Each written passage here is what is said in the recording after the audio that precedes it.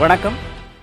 புதிய தலைமுறை தொலைக்காட்சி, தி ஃபெடரல் இணையதளம் இரண்டுக்கும் தேர்தலுக்கு முந்தைய கருத்து கணிப்பை ஏபிடி நிறுவனம் எடுத்துக் கொடுத்திருக்கு. அதைத்தான் நம்ம கடந்த வாரத்திலையும் பார்த்தோம்.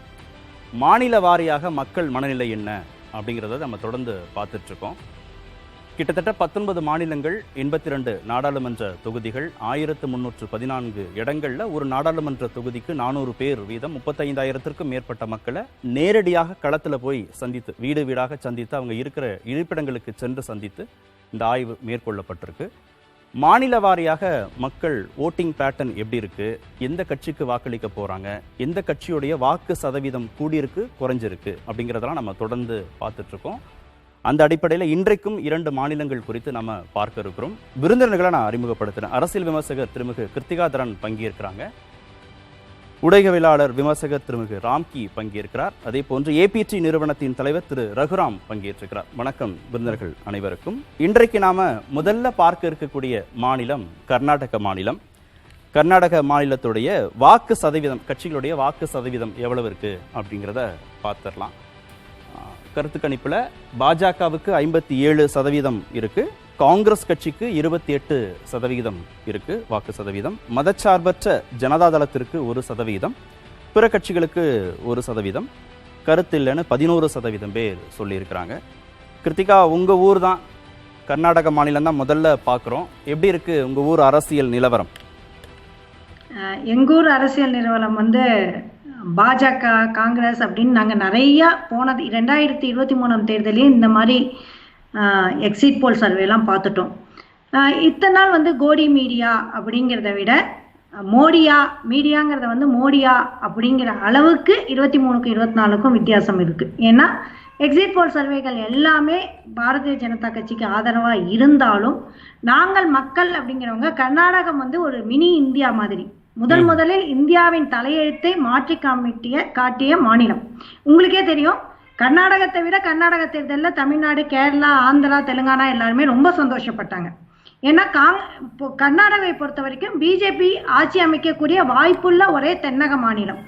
அந்த தென்னக மாநிலத்திலையும் பிஜேபி விட்டு நாங்கள் அனுப்பினது அப்படின்னது முழு தென்னகமும் நம்மளோட மத சார்பற்ற தன்மைக்கு கொண்டு வந்தது அப்படிங்கிறது கர்நாடகா ரொம்ப பெருமைப்படக்கூடிய விஷயம்.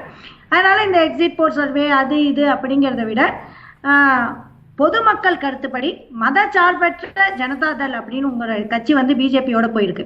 அவங்க பேரே மத சார்பற்ற ஜனதாதள் அப்படிங்கிறவங்க. அவங்க இன்னைக்கு காவி உடை அணியக்கூடிய கட்டாயத்துல இல்ல வற்புறுத்தல்ல அவங்க உள்ள வந்திருக்காங்க. அப்படிங்கும் பொழுது அவங்க மக்கள் இப்ப என்ன ஆச்சு அப்படின்னா, இன்னைக்கு பிஜேபி இல்ல காங்கிரஸ், இந்த 2 தான் அப்படிங்கிற ஒரு விஷயத்துக்கு வந்திருக்காங்க. இன்னொரு விஷயமும் ஜெய் ஸ்ரீராம் அப்படின்னு ஒரு விஷயம் இந்தியா ஃபுல்லா பேசப்படுது. அது கர்நாடகத்திலே ஆரம்பிச்சிருச்சு. ஜெய் பஜ்ரங் பலி, நீங்க ஓட்டு போறதுக்கு முன்னாடி பஜ்ரங் பலியை நினைங்க, அதை பண்ணுங்க, இதை பண்ணுங்க. நாங்க 75 கிலோமீட்டர் வரலாறு காணாத அளவுக்கு பிரதமரே இங்க எல்லாம் பண்ணினாங்க. அப்படியே சொல்லி கிட்டத்தட்ட 90% மோடியாக்கள், அதாவது மீடியாக்கள் எல்லாருமே என்ன பண்ணினாங்க அப்படின்னா, கர்நாடகால காங்கிரஸ்லாம் வரத்துக்கு வாய்ப்பே இல்லை அப்படின்னாங்க. எல்லாத்தையும் மீறி தான் இங்க கர்நாடகால காங்கிரஸ் வின் பண்ணியிருக்கு. அதே தான் நாங்கள் இந்தியாவுக்கும் சொல்றோம். நம்ம என்ன வேணாலும் பேசலாம், எது வேணாலும் பேசலாம். இன்னைக்கு மதச்சார்பற்ற அப்படின்னு ஒரு ஜனதாதள், மைசூர், ஹாசன் அந்த சைட்லாம் நீங்க என்னதான் எடுத்தாலுமே அங்க 2, ஒன்னு செக்யூலர், இன்னொன்னு மதம் உள்ள அரசியல் அப்படின்னு. வளர்ச்சி பணிகள் அப்படின்னு பாத்தீங்கன்னா இவங்க வளர்ச்சி பத்தி பேசவே மாட்டாங்க. ஜெய் ஸ்ரீராம், ஜெய் பஜ்ரங் பலி அப்படிங்கறது எல்லாம் சாயம் வெளுத்து போன விஷயங்கள். அதாவது மதம் வச்சு இவங்க அரசியல் ஆக்குவாங்க அப்படிங்கிறது உலகத்துக்கு தெரியுது. இவங்களை பொறுத்த வரைக்கும் ஒரு இந்தியாவை ஒரு 20 வருஷம் 30 வருஷம் பின்னாடி தான் கொண்டு போவாங்க. யாருமே இவங்க ஒரு இந்திய அரசியல் அமைப்பு சட்டத்தை எல்லாரும் சமம் அப்படிங்கிறது இல்லாம ஹிந்து மக்கள் சிறுபான்மையினர் அப்படிங்கிற ஒரு விஷயத்த இங்க நிறையாவே பண்ணாங்க. ஒரு சிறுபான்மையினர் அந்த ஏரியால போய் கலவரம் தூண்டினது எல்லாருக்குமே இந்த உலகத்துக்கே தெரிஞ்ச விஷயம். அப்புறம் எதிர்பேச்சு அப்படிங்கிறப்போ இந்த நியூயார்க் போஸ்ட்ல எல்லாம் வந்தது. அதாவது ஹேட் ஸ்பீச் அப்படிங்கிறத ஒரு மீடியாவே உருவாக்கி அது ஒரு ஐடி லெவல்ல ரொம்ப அந்த ஹேட் ஸ்பீச்சை உருவாக்கி பார்த்தாங்க. எல்லாத்தையும் கர்நாடகா முறியடிச்சோம். வெறும் காங்கிரஸ் மட்டும் முறியடிக்கல, நாங்க அமைப்பு ரீதிகளாக எதலு கர்நாடகா போன்ற அமைப்புகள் 250 அமைப்புகள் சேர்ந்து இந்த ஹேட் ஸ்பீச்சுக்கெல்லாம் பதிலடி அப்படிங்கிறது ஒரே விஷயம் தேர்தல் தான் அப்படிங்கிற போது ஓட் ஷேர் பாருங்க, ஓட் ஷேர் பாருங்க. 2019 பிஜேபியோட ஓட் ஷேர் வந்து 51.75 இருக்கு. நம்ம திரையில பார்க்கலாம்.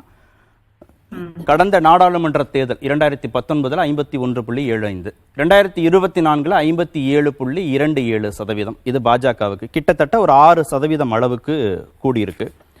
காங்கிரஸுக்கு பார்த்தீங்கன்னா 2019 32% இருக்கு, 2024 4% அளவுக்கு அது வந்து குறைந்திருக்கு. நீங்க சொன்ன மத அடிப்படையில் அது மதச்சார்பற்ற ஜனதாதளத்திற்கு 9% இருக்கு, அது 1% குறைஞ்சிருச்சு. இந்த முறை வந்து அவங்களுக்கு குறைஞ்சிருக்கு, 8% அளவுக்கு அவங்களுக்கு வாக்கு சதவீதம் குறைந்திருக்கு. இந்த பிஜேபிக்கு ஏறின 6% அப்படிங்கிறதெல்லாம் மத அடிப்படையிலான அரசியல்னால தான் ஏறுச்சா? மத அடிப்படைன்னு இல்லை. இங்க லோக்சபால வந்து முன்னாடியே அந்த எம்பிக்கள் அப்படிங்கிறவங்க இருக்காங்க. இப்ப நீங்க அந்த தேர்தலில் போறப்ப அந்த எம்பிக்களுக்கு ஆதரவான மக்கள் வந்து நீங்க கருத்து கணிப்பில் ஈடுபட்டிருக்காரு. இப்ப நம்மளே இருக்கோம் அப்படின்னா ஒரு தென் சென்னை அப்படின்னு பாத்தீங்கன்னா அப்படின்னா நம்ம யார்கிட்ட போய் கேட்டாலுமே அவங்களுக்கு தெரிஞ்ச எம்பி தமிழச்சி மேடம் தான். கண்டிப்பா அவங்களுக்கு ஆதரவா தான் போடுவாங்க. நாளைக்கு அதே மாறும் பொழுது அந்த எம்பி இல்ல வேற ஒருத்தர் வரும், சீட்டு கணக்கு இல்ல, அதெல்லாம் வரும்பொழுது இந்த கருத்து கணிப்பு அத்தனையுமே மாறக்கூடிய வாய்ப்பு உண்டு. கர்நாடகாவை பொறுத்த வரைக்கும் நாங்க 20 கண்டிப்பா நம்பிட்டு இருக்கோம். ஏன்னா 20 வரும் அப்படிங்கிறது எங்களோட சொந்த கருத்து கணிப்பு. முன்னாடியே எதல கர்நாடகா மூலமாக நாங்கள் 145 அப்படிங்கிறது எல்லாமே வந்தது. அதனால இந்த கணக்கு இப்படி அப்படிங்கிறத விட இங்க ஜெய் பஜ்ரங் பலியோ ஜெய் ஸ்ரீராமோ எதுவுமே கர்நாடகாவில் ஈடுபடாது. இன்னொன்னு 5 கேரண்டி உங்களுக்கே தெரியும். 5 கேரண்டி இங்க இலவச இந்த மின்சார யூனிட்டுகள் கொடுத்தோம், அது வந்துடுச்சு. அப்புறம் இன்னொரு முக்கியமான விஷயம், இங்க 10 கிலோ அரிசி கொடுக்கணும் ஏழைகளுக்குங்கிறப்ப மத்திய அரசு நிர்பந்திச்சு அரிசி கொடுக்க விடாம பண்ணியிருக்காங்க. சோ இது கர்நாடகாவுக்கு எதிரான, ஆக்சுவலி இங்க எப்படி ஒரு இது இருக்கு அப்படின்னா கர்நாடகாவுக்கு எதிரான அரசு தான் மத்திய அரசாக இங்க பார்க்கப்படுது. அப்பனா கர்நாடகாவுக்கு எதிராக. அப்புறம் இன்னொன்னு வந்து வாரிசு அரசியல்ங்கிறப்ப இங்க எடியூரப்பாவோட வாரிசு அரசியல் தான் இங்க நடைபெற்று இருக்கு. இவங்க வந்து ராகுல் காந்தி திமுக அப்படின்னு பார்க்கும்பொழுது இது எல்லாமே. அப்புறம் ஊழலற்ற ஆட்சிங்கிறப்ப 40% ஊழலை தான் மக்கள் ஒதுக்கினாங்க. அதனால மத்திய அரசு ஊழலற்ற ஆட்சி அப்படிங்கிறது கர்நாடக மக்களுக்கு நல்லாவே தெரியும். பிஜேபி தான் ரொம்ப ஊழல் செய்யக்கூடிய ஆட்சி அப்படிங்கிறது. இல்ல, கர்நாடகாவோட காங்கிரஸ் மாநிலத்துல ஆட்சி பொறுப்புக்கு வந்த பிறகு நீங்க சொன்ன தேர்தல் வாக்குறுதிகள்லாம் நிறைவேற்ற தொடங்கின பிறகு எடுக்கப்பட்ட கருத்து கணிப்புல தான் 6% அளவுக்கு பாஜகவுக்கு கூடியிருக்கு, 4% அளவுக்கு காங்கிரஸுக்கு குறைஞ்சிருக்கு. உண்மையில மக்களை நாங்கள் சந்திச்சுட்டு இருக்கோம். மக்களோட சந்திக்கிறது அப்படிங்கிறது வந்து எங்களுக்கு சாதகமா இருக்கு. சில சமயம் பிஜேபியினர் முன் வந்து ஓட்டு போட்டுக்கலாம். இது எல்லாமே வந்து நாங்க ஆல்ரெடி 2023 பார்த்தனால எங்களுக்கு அதை பத்தி எல்லாம் கவலையே கிடையாது. சரி ரகுராம் சார், சட்டமன்ற தேர்தலில் காங்கிரஸ் கட்சி வெற்றி பெற்ற பிறகு நிறைய வாக்குறுதிகள் கொடுத்தாங்க.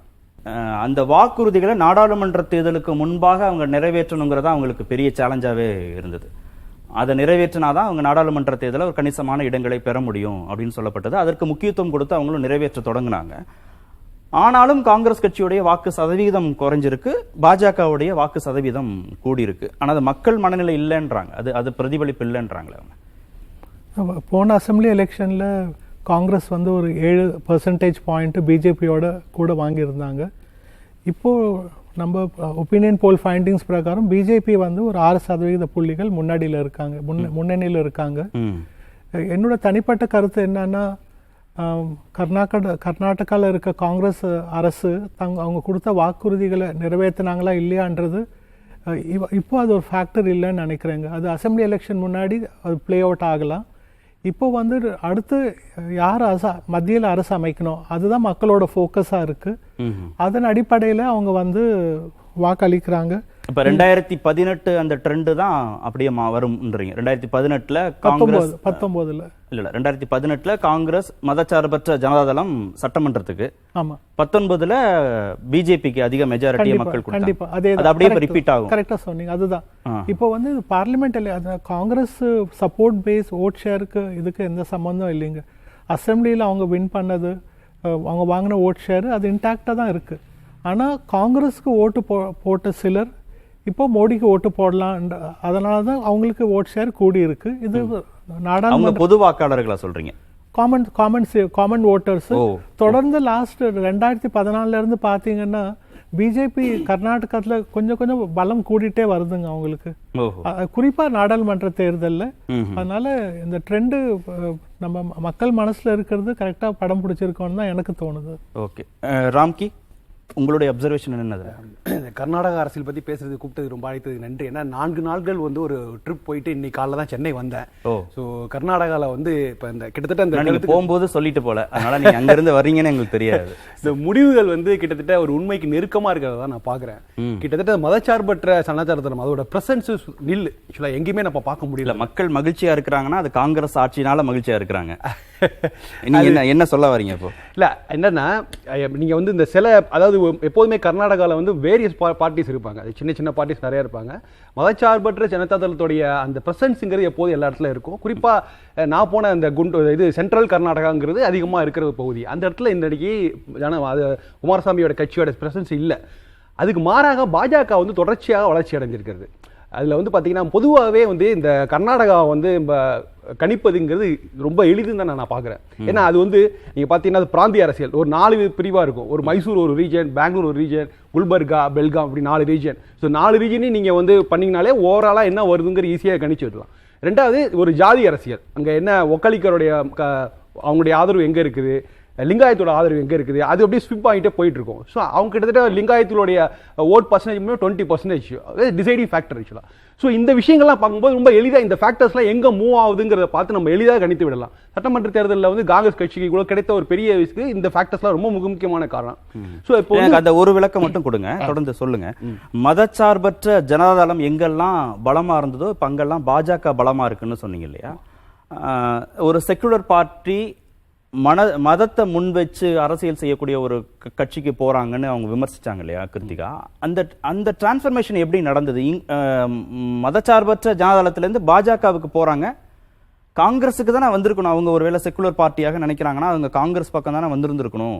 ஏன் அந்த டிரான்ஸ்ஃபர்மேஷன் அங்க நடக்காம இங்க நடக்குது? ஸோ 2 ஃபேக்டர்ஸ், அதாவது மதச்சார்பற்ற ஜனதாதளம் சொன்னாலும் அதுல வந்து பாத்தீங்கன்னா அடிப்படையில் அவருக்கான பேஸ் வாக்கு வங்கிங்கிறது ஒக்கலிகர்கள், அவருடைய பேஸ் வாக்கு வங்கி தான் முக்கியம். அது சிவகுமார் இங்க தானே இருக்காரு, அது முற்றிலுமாக சிவராஜ்குமார் இவர் எடுத்துட்டு போயிட்டார், டிகே சிவகுமார் எடுத்துட்டு போயிட்டார் இருக்காரு. சோ அதனால அந்த வாக்கு நீங்க சொல்ற சாதி அரசியல்னாலும் அதுல ஒரு பிடிமானம் பேசிக். எப்படி நம்ம தமிழ்நாட்டிலே பல கட்சிகள் இருக்கின்றன, அவங்களுக்கு அடிப்படை வாக்கு வங்கிங்கிறது அந்த அதுல கட்டமைக்கப்பட்டதுதான். சோ அந்த அடிப்படை கட்டுமானமே தகர்ந்து விட்டது, அது முற்றிலுமாக காங்கிரஸ்க்கு மைக்ரேட் ஆகி போயாச்சு. ஸோ அடுத்தது வந்து முஸ்லீம்கள், இஸ்லாமியர்கள், குறிப்பாக சென்ட்ரல் கர்நாடகாவில் இருக்க அசன் டிஸ்ட்ரிக்ட்ல உள்ள அந்த இஸ்லாமியர்கள், அவருடைய வாக்குகள் வந்து மதச்சார்பற்ற ஜனதாதளத்துக்கு கிடைக்காமல் முடியலாமல் அதுவும் காங்கிரஸ்க்கு போயாச்சு. ஸோ இப்போ எஞ்சி இருக்கிற விவசாயிகள் அந்த ஓட்டு வங்கி தான் வந்து அவங்க கிட்ட இருக்கிறது. விவசாயிகள் என்ன மாதிரி நினைக்கிறாங்கன்னா, எங்களுக்கான பலன்கள் அந்த நிறைய வெல்ஃபேர் ஸ்கீம்லாம் வரும்போது அவர்கள் வந்து காங்கிரஸையோ பாஜகவை ப்ரிஃபர் பண்ண விரும்ப ஆரம்பிச்சிட்டாங்க. ஸோ அதனால வந்து ஜனதாதளம், நீங்க சொல்ற மாதிரி ஜனதாதளம் இழக்கிற வாக்குகள் நிச்சயமா அது பாஜக நோக்கி தான் போயிடுது. அது நம்ம வெளிப்படை இதில் இந்த ரிசல்ட் தெரியுது, கலர் நிலமும் அப்படிதான் காமிக்குது. ஸோ இந்த நிலைமையில வந்து பாத்தீங்கன்னா இப்போ ரொம்ப கிளீனா அந்த, அதாவது ஓட் பர்சன்டேஜை பொறுத்த சீட்டோட நம்பர் ஆஃப் சீட்ஸ் வரப்போகுது. ஸோ இதுல கிளீனா வந்து ஒரு பாஜக லீட் பண்ற அதை நல்லாவே தெரியுது. நீங்க 25 இடங்கள்ல வந்து மோர் தென் நிச்சயமா என்ன சொல்லலாம் 70% மேல வந்து பாஜக கிடைக்குங்கிறத இன்றைய அளவில் உறுதியா சொல்லிவிடலாம். இப்போ இன்றைக்கு வந்து காங்கிரஸ், ஏன் காங்கிரஸுக்கான ஒரு காங்கிரஸ் சார் சொன்ன மாதிரி காங்கிரஸுக்கான செல்வாக்கு தக்க வைத்திருக்கிறது. ஆனா அவங்க அந்த ஆட்சிக்கு வந்த ஓராண்டு காலத்துல அவங்க காட்டின பெர்ஃபார்மன்ஸ், அதுல வந்து குறிப்பாக ஒரு தங்களை வந்து ஒரு ஆன்டி ஹிந்துவாக பாஜக பிரகடனப்படுத்தி விடுமோ, அதை அந்த தோற்றத்தை கொண்டு கொடுத்துருமோங்கிற அதை தவிர்ப்பதற்காக சில விஷயங்களை சீதாராமையா செய்யறாரு. அதாவது நாங்களும் ஹிந்து தான், நாங்களும் எங்களுக்கு ஹிந்து ஓட்டுங்கிறது சில விஷயங்கள் செய்யறாரு. அது வந்து களத்தில் எடுபடவில்லை. அதாவது நீங்க ஹிஜாப் பத்தி சீதாராமையா அரசு வந்தோடனே முதல் வேலை ஹிஜாபுக்கான தடை நீக்கப்படும் சொன்னாங்க, இன்னை வரைக்கும் அதை செய்யல. ஸோ இந்த விஷயங்கள்லாம் ரொம்ப ஃபேக்டர். அதாவது ரெண்டாவது இந்த 40% கமிஷன்ஸ்லாம் சொன்னாங்க, அதுக்கான எந்த நடவடிக்கையில் ஒரு தனிநபர் கமிஷன் வச்சிருந்தாங்க, அதுக்கப்புறம் அது இன்னும் ஹைகோர்ட்ல வந்து பெண்டிங்ல இருக்குது. இந்த மாதிரி விஷயங்கள் எந்த முன்னேற்றமும் இல்லை. பாராக அந்த அயோத்தி ராமர் கோயில் திறப்பு விழா கொண்டாடல பார்த்தீங்கன்னா கர்நாடகம் முழுக்க ராமர் கோயில்ல நிறைய காங்கிரஸ் சார்பாக உற்சவம் திருவிழாக்கள் நடத்தப்பட்டது. சிறுபான்மை மக்களோட நம்பிக்கையே காங்கிரஸ் இழக்குதா அப்படி சொல்ல வரீங்க? அப்படி நான் சொல்ல, பெரும்பான்மையான இந்துக்களுடைய வாக்கள் நம்மளை விட்டு போயிட போதோ அப்படிங்கிற ஒரு பயத்தின் காரணமாக சில காங்கிரஸ் சைடுல இருந்து நடக்குது. அது வந்து டோட்டலா அவர்களை கை கொடுக்கவில்லை. ஓகே, மாநில வாரியாக மக்கள் மனநிலை என்ன அப்படின்ற அடிப்படையில் கர்நாடக மாநில மக்களுடைய மனநிலை என்ன, எந்தெந்த கட்சிகள் எவ்வளவு வாக்கு சதவீதம் அப்படின்னு பார்த்தோம். நாடாளுமன்ற தொகுதிகளை எந்தெந்த கட்சிகள் எவ்வளவு பெறுவார்கள் 2024 தேர்தலில் அப்படின்னு பார்க்கலாம்.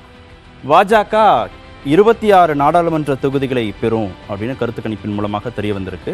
காங்கிரஸ் கட்சி 2 தொகுதிகள், மதச்சார்பற்ற ஜனதாதளத்திற்கு சுயேட்சைகளுக்கெல்லாம் வாய்ப்பே இல்லை இந்த நாடாளுமன்ற தேர்தலில் அப்படிங்கிறது கருத்து கணிப்பில் தெரிய வந்திருக்கு. பாஜகவுக்கு 26 நாடாளுமன்ற தொகுதிகள், காங்கிரஸ் கட்சிக்கு 2 தொகுதிகள்.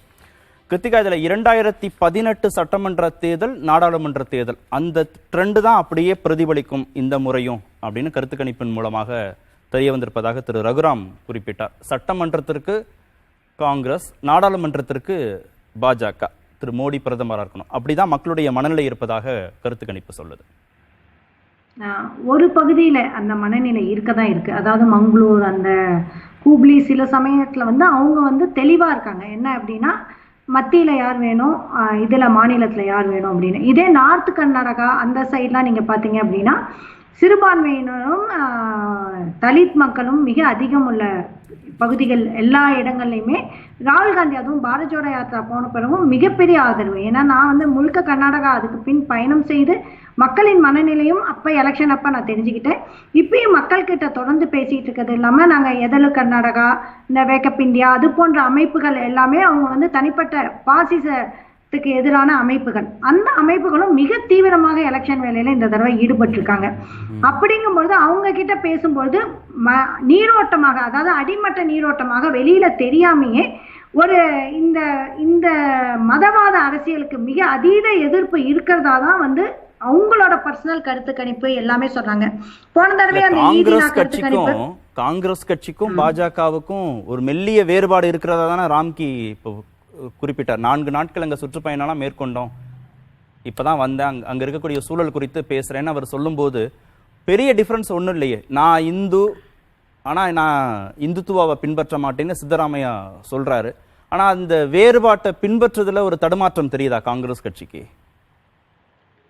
இல்ல, ஆக்சுவலி விதான் சௌதா அப்படிங்கிறப்ப அந்த மூட நம்பிக்கைகளுக்கு எதிராக சித்தராமையா நிறைய செஞ்சிருக்காரு.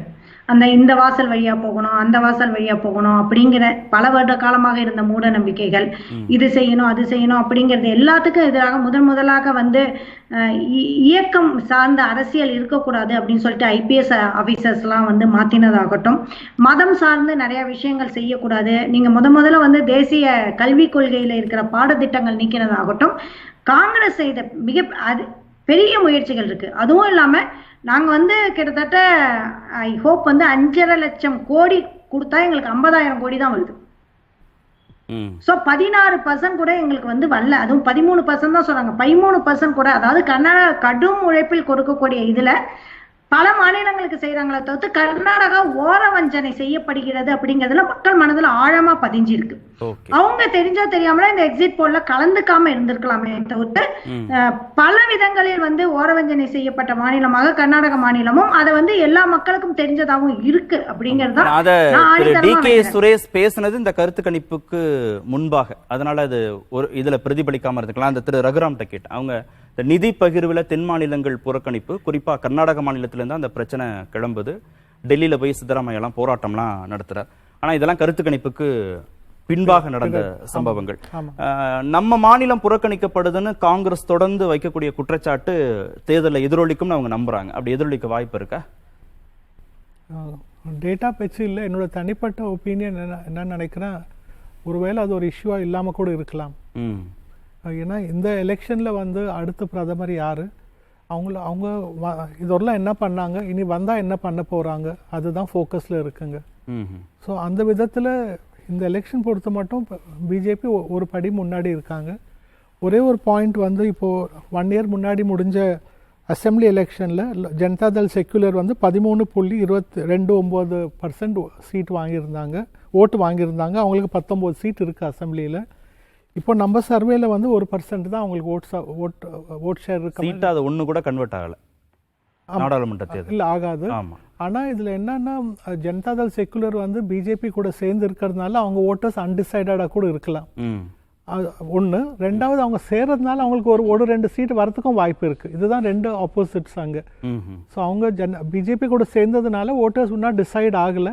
கிட்டத்தட்ட 11% மேலே கொஞ்சம் ஓட்டர்ஸ் அன்டிசைடடாக இருக்காங்க. எலெக்ஷன் முன்னாடி அவங்க டிசைட் போட்டு ஜேடிஎஸோட ஓட் ஷேர் இன்க்ரீஸ் ஆகிறதுக்கு வாய்ப்பு இருக்குது. ஒன்று, அவங்க பிஜேபிக்கு நல்ல பேக்கிங் இருக்கிறதுனால அவங்களோட அலையன்ஸ் கொடுத்து அவங்க 2 சீட்டு கொடுத்த ஒரு பேச்சுக்காக சொல்கிறேன், 2 சீட்டு கிடைச்சா கூட அந்த 2 சீட் அவங்க 4 சீட்டு வரைக்கும் வாய்ப்பு இருக்குன்னு இல்லை, எனக்கு அது இன்புட்ஸ் இல்லை. ஆனால் 4 சீட் கொடுத்தா கூட அவங்க கண்டிப்பாக நல்ல பெர்ஃபார்ம் பண்ணுறதுக்கு வாய்ப்பு இருக்குது. ஏன்னா பிஜேபிக்கு சப்போர்ட் இருக்கிறதுனால. பார்லிமெண்ட் ராம்கி, இந்த தென் மாநிலங்கள் நிதி பகிர்வுல புறக்கணிப்புன்னு காங்கிரஸ் வைக்கக்கூடியது பெருமளவு எலெக்ஷன்ல எடுபடாதுன்னு சார் சொல்றாரு.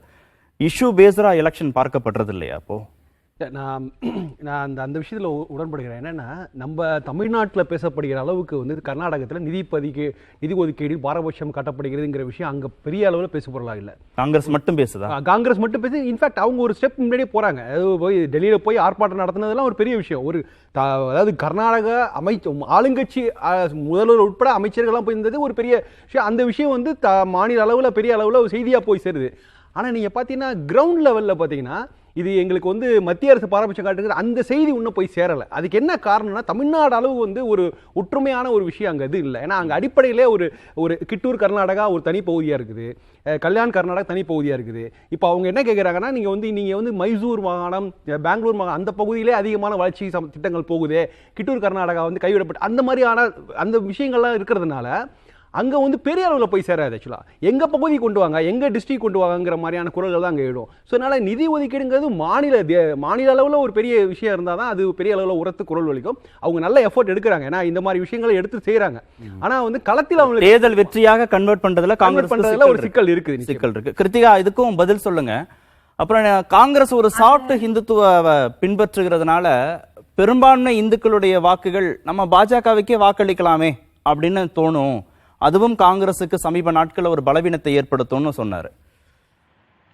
சாஃப்ட் ஹிந்துத்துவா அப்படிங்கிறது வந்து காங்கிரஸை பொறுத்த வரைக்கும் பெரிதளவும் இல்லை. ஏன்னா டிகேஎஸ் ஆரம்பத்திலே வந்து எல்லா மடத்துக்கும் போகக்கூடியவர் தான், எல்லா கோயிலையும் போய் கும்பிடக்கூடியவர் தான்.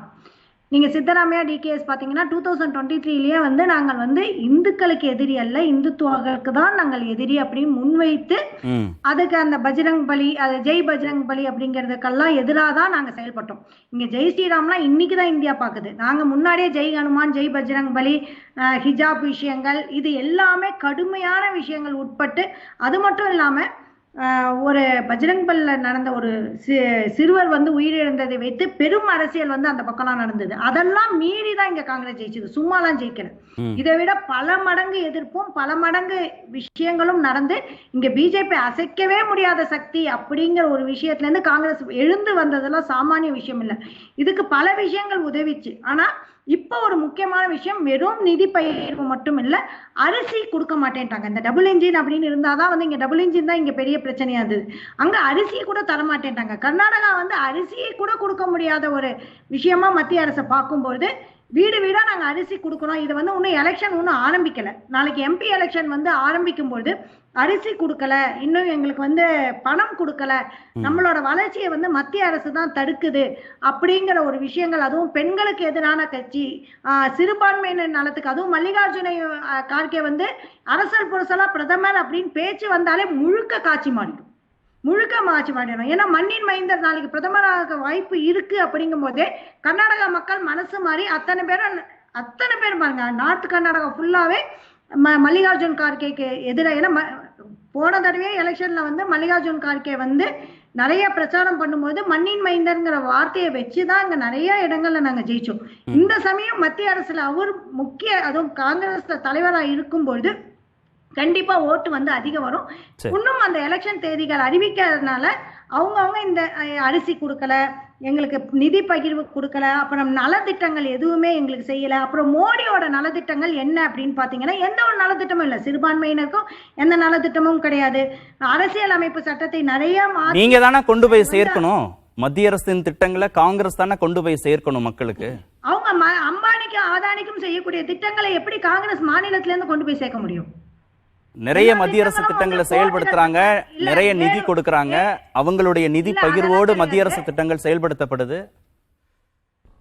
நேரு ஆரம்பித்த எந்த ஒரு நிறுவனமும் இப்ப இல்ல, எல்லாமே வித்தாச்சு. நம்மளுக்கு ஏர்போர்ட்டை வித்தாச்சு, சீ போர்ட்டை வித்தாச்சு, நிறைய நிறுவனங்கள் கையை விட்டு போயிட்டு இருக்கு. இத்தனையும் மீறி இந்த திட்டங்கள்லாம் நாங்க கொண்டு போய் கொடுக்க முடியாது. நம்ம திட்டங்கள் என்ன 5 கேரண்டி, அந்த 5 கேரண்டியும் மக்களை போய் சேர்ந்திருக்கா? கண்டிப்பா சேர்ந்திருக்கா. அந்த 5 கேரண்டியும் அரிசியை கூட கொண்டு போய் கொடுக்க விடல மத்திய அரசு. இதெல்லாம் எடுத்து சொன்னாங்கன்னா கண்டிப்பா மிக தெளிவானவர்கள் கர்நாடக மக்கள் கண்டிப்பா இது அத்தனையும் டர்ன் அப் ஆயிடும். ஓகே ராம்கி, கடைசி நேர மாற்றங்கள் மூலமா நம்ம 20 நாடாளுமன்ற தொகுதிகளை பெற முடியும்னு காங்கிரஸுக்கு நம்பிக்கை இருக்கு. இதுல இந்த எண்ணிக்கையில அவங்க 26ங்கிறத அவங்க முழுமையாக ஏத்துக்கல. இந்த எண்ணிக்கையில மாற்றங்கள் வருவதற்கான வாய்ப்பு இருக்கு? இல்ல வாய்ப்பு இல்லைன்னு நினைக்கிறேன். எப்படி வந்து பாஜக பொறுத்தவரை எப்படி 20+ வாய்ப்புகள் இன்றைய சூழல் இருக்கு.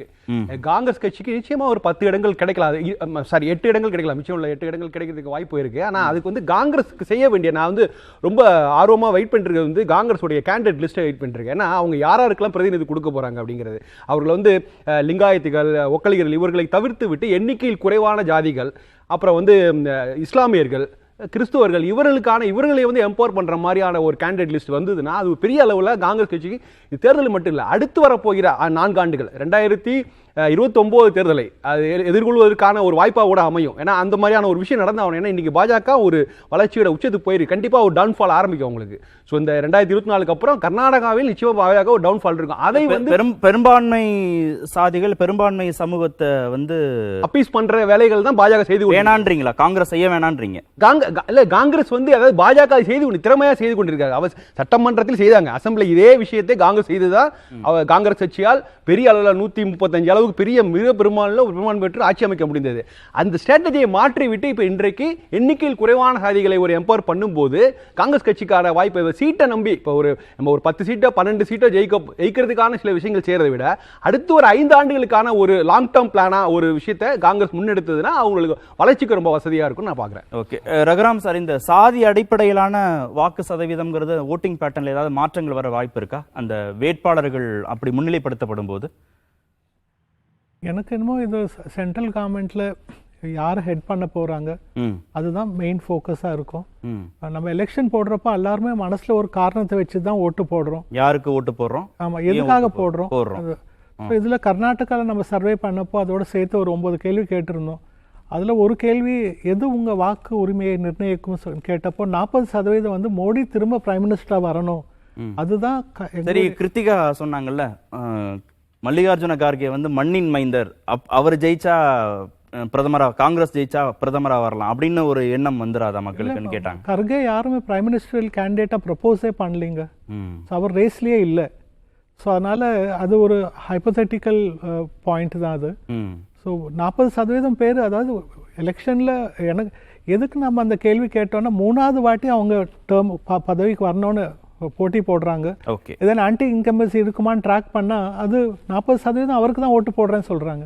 அந்த ஒரு விஷயத்தை மட்டும் கொஞ்சம் மாறுபடுறேன். அதாவது மோடி மேஜிக்ங்கிறது கர்நாடகாவில் பெரிய அளவில் இல்லை. ஆனா மோடியை விட பாஜகங்கிற கட்சி ரொம்ப வலுவாக இருக்கிறது.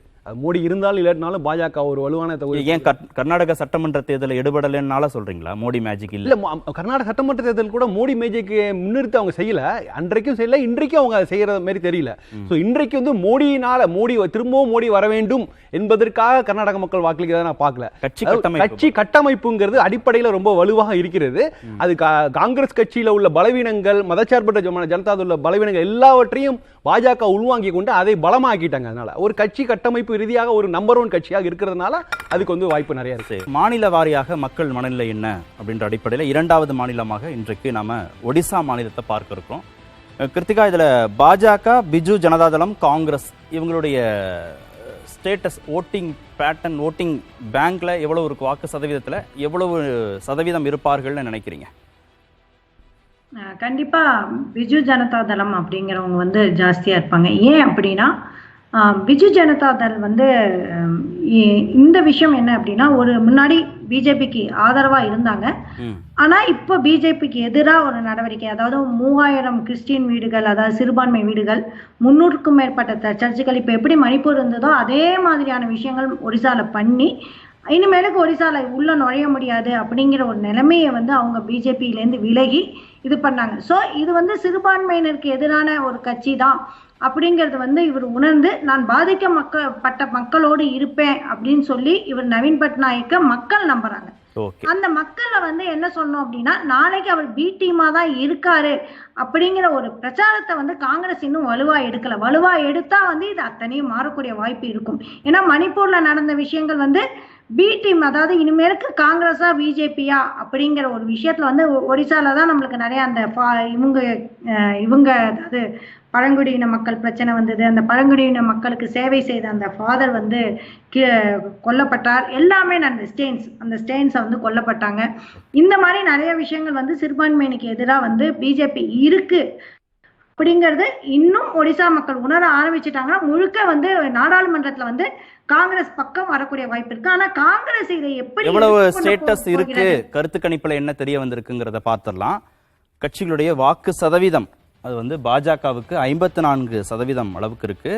பிஜு ஜனதாதளத்திற்கு கிட்டத்தட்ட 19%, காங்கிரஸ் கட்சிக்கு 9%, மற்ற கட்சிகளுக்கு 2% அளவுக்கு இருக்கு.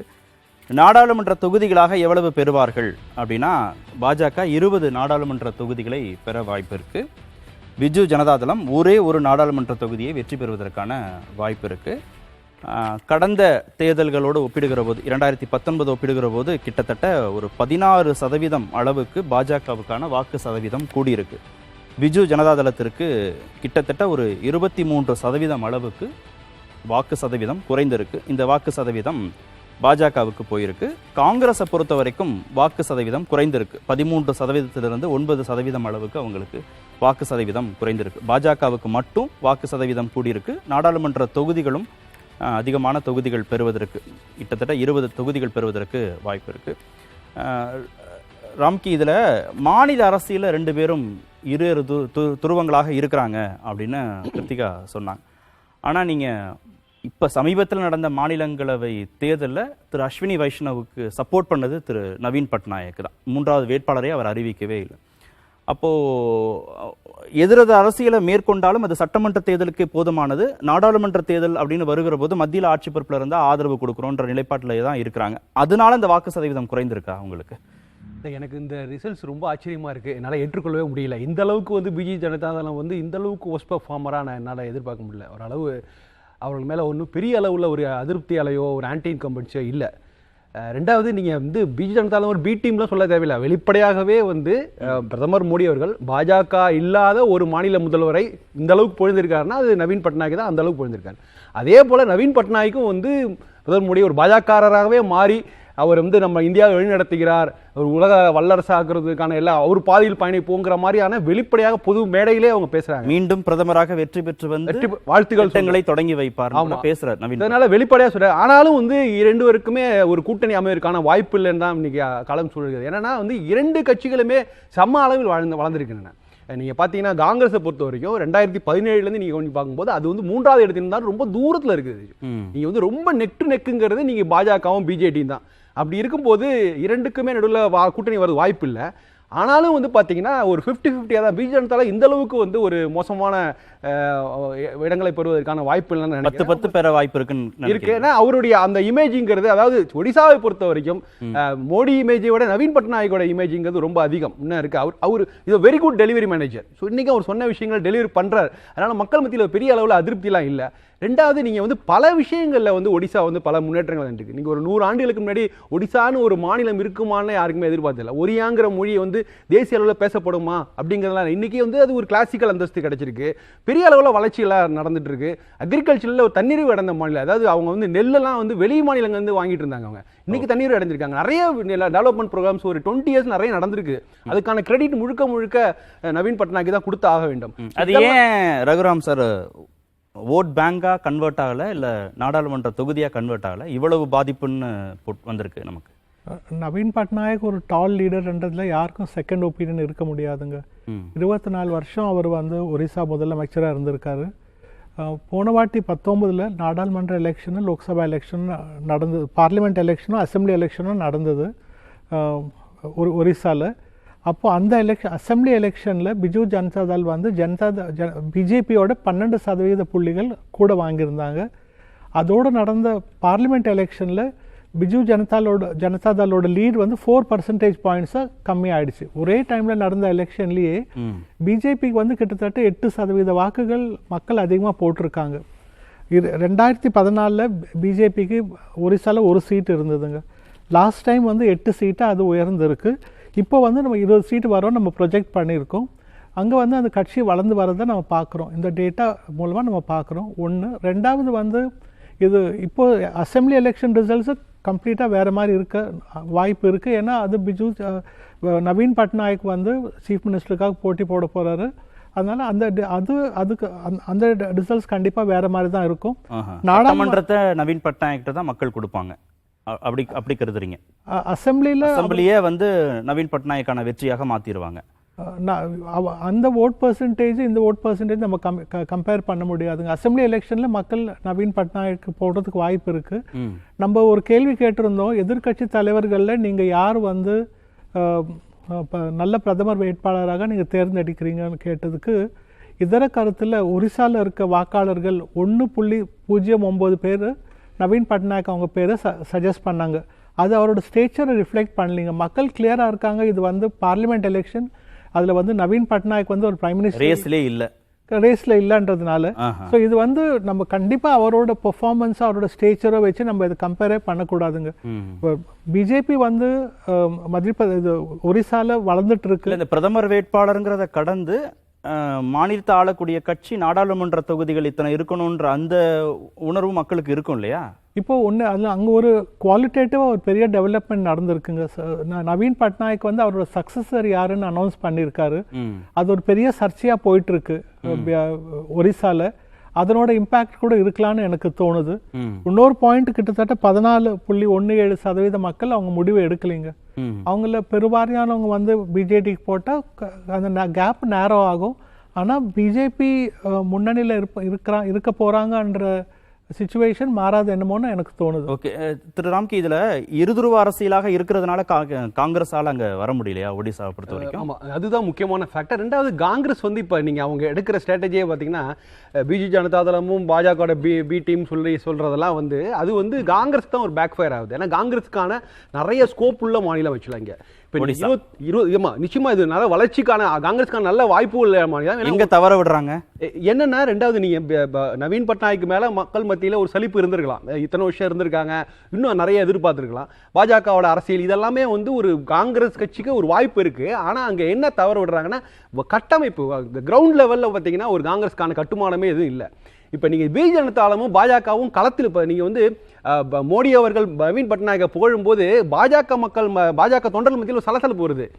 இவர் ஒருவேளை கூட்டணி உருவாகிடுமோ அவங்க பயப்படுறாங்க. ஸோ அப்போ வந்து களத்தில் கீழே வந்து ஒரு இருமுனை அந்த போட்டிங்கிறது களத்தில் இருந்துட்டு இருக்குது.